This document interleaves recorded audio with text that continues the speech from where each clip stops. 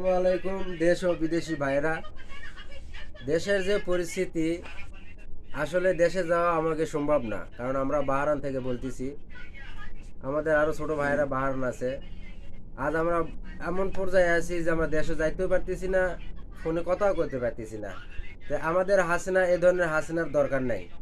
এ ধরনের হাসিনার আমাদের দরকার নাই।